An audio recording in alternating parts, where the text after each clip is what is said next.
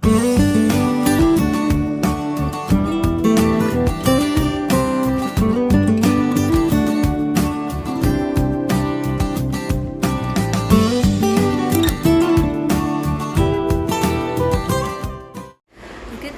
বন্ধুসকল, মোৰ এটি নতুন ভিডিঅ'লৈ আপোনালোকক পুনৰ স্বাগতম জনাইছোঁ।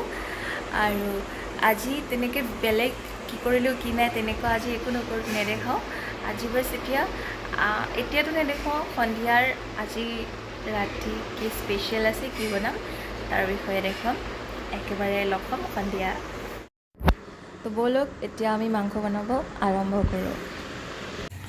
সেয়া গাহৰি মাংসটো বইল কৰি পেলাই পানীটো পেলাই দিছে। এতিয়া বইল কৰোঁতে কি দিছিলে ইয়াত?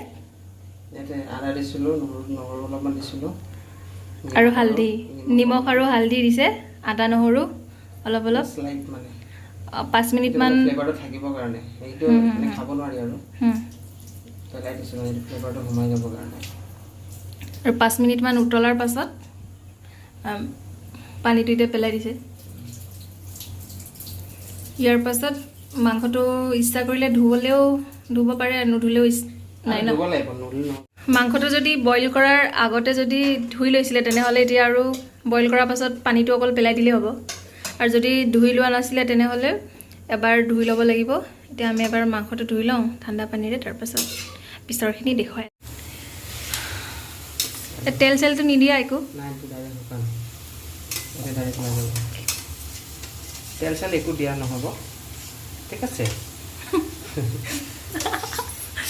ডাইৰেক্ট এবাৰ বইল কৰাৰ পাছত ডাইৰেক্ট মানে গৰম কৰি কেৰাহীটো তাত দি দিছে। আৰু তেল মানে নিদিয়ে আৰু।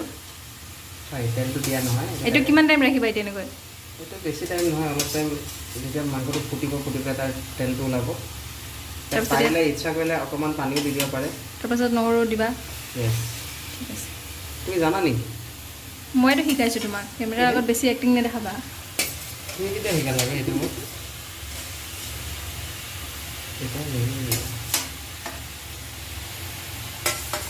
পানী অলপমান দি দিব পাৰে ইয়াৰ পৰা, বেছি দিব নালাগে হ'ল। ঠিক আছে। এতিয়া কিমান টাইম ৰাখিব লাগিব এনেকৈ? এতিয়া এইটো এনেকৈ 5-10 মিনিট অলপমান ৰাখি পেলাই 5 মিনিট ৰাখিলা ন, তাৰপাছত এইটো 5 মিনিটৰ পাছত ঢাকনখন উঠাই দিছে আৰু নহৰু পেষ্টটো দি দিছে। আমাৰ বেল নকম,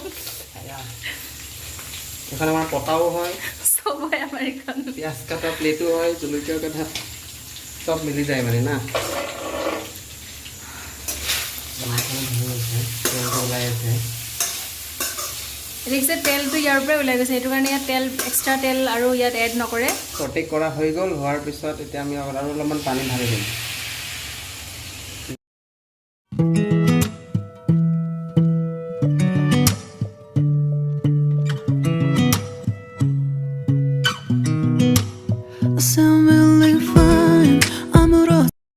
দুই মিনিটমানৰ পিছত পানী শুকাই গ'ল। এতিয়া আলুটো দিয়াৰ পিছত অকণ হিলাই দিওঁ।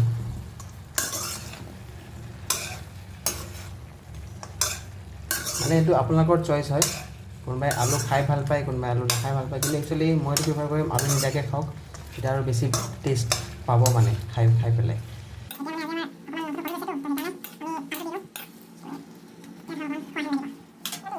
কৰি আছা তুমি?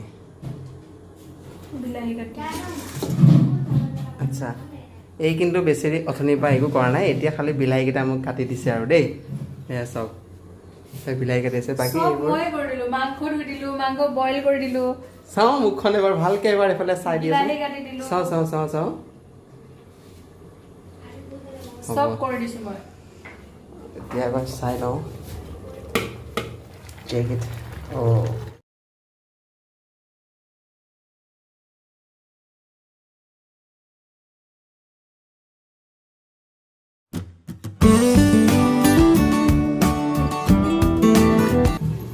অলপ পানীটো শুকাব দিছোঁ, ঠিক আছে। অলপমান থেপথেপীয়া হ'লে মানে যেতিয়া লাগি ল'ব, তাৰপিছত বাকীখিনি দেখাই আছোঁ। ঢাকনটো উঠাই চাওঁ, হৈ গৈছে। পানীটো বহুতখিনি শুকাই পেলাই এইটো লাগি গৈছে।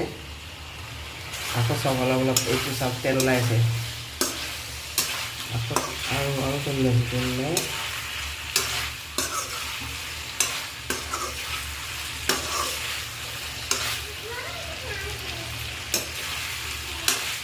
মানে ফ্লেভাৰটো নহৰু আহিব লাগে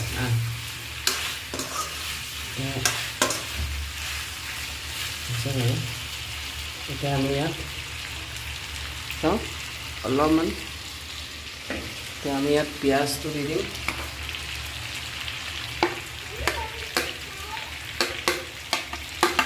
পিঁয়াজটো আৰু জলকীয়াটো এইটো নিজৰ হিচাপত দিব পাৰে তেনেকুৱা জলকীয়া যোনে যিমান মানে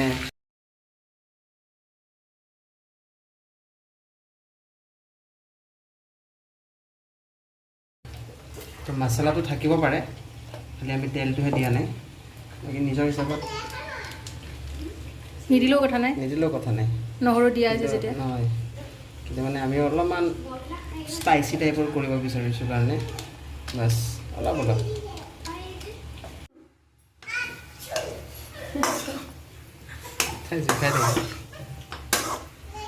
আমাৰ আজি আলহীজনী দেখাই দিয়া আমাৰ টিকলি এজনী আলহী আহিছে ফাৰ্ষ্ট আমাৰ কুকটো চাই লওক বহুত বেয়া হৈছে বহুত গৰম এজনী আমাৰ সৰু আলহী হাই কৈ দিয়া এইটোতো হৈ গৈছে ইয়াত আমি আমাৰ নিজৰ হিচাপত পানীটো দি দিম গ্ৰেভি এতিয়া আমি কেপচিকামটো দিবৰ কাৰণে হেৰি কৰি আছোঁ মানে আপোনালোকৰ ইচ্ছা এইটো আপোনালোকে দিব পাৰে নিদিব পাৰে আমি জাষ্ট এনেই আৰু অকণমান ফ্লেভাৰটো বেলেগ আহিব অকণমান মানে খাই পেলাই অকণ বেলেগ এটা হেৰি টেষ্টৰ কাৰণে মানে দিছোঁ আৰু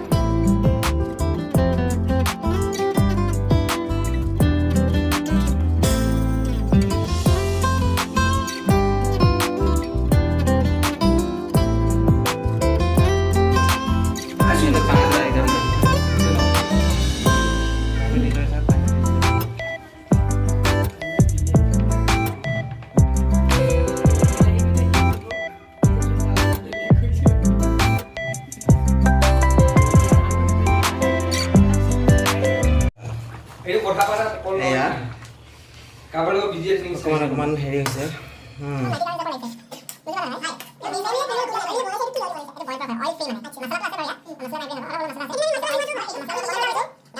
তেতিয়া বেছি ভাল লাগে দাদা আপুনি এইটোত কি ঢালিছে কি কি দিয়া হৈছে অভিজ্ঞতা ল'ব বিচাৰিছোঁ আপোনাৰ পৰা কি কি ঢালা হৈছে ইয়াত তোমাৰ আমি প্ৰথমতে এইটো বইল কৰিলোঁ কি বইল কৰিলে পৰ্কটো বইল কৰিলে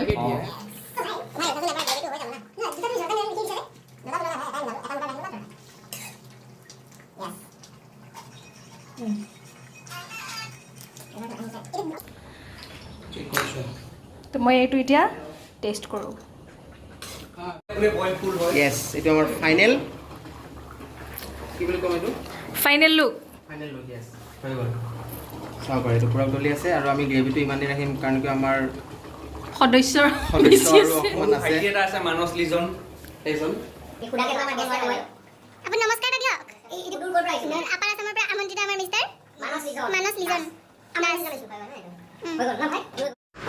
এইটো হৈ গ'ল আমাৰ ৰেচিপিৰ ফাইনেল লুক চ' আহক এতিয়া খাবলৈ যাওঁ আমি খাওঁ আৰু লগত আছে শুকান মাছৰ চাটনি চ' চবেই চাই পেলাই এবাৰ ট্ৰাই কৰিব চ' ভাল পাব অ'কে তো আজিৰ কাৰণে bye bye good night take care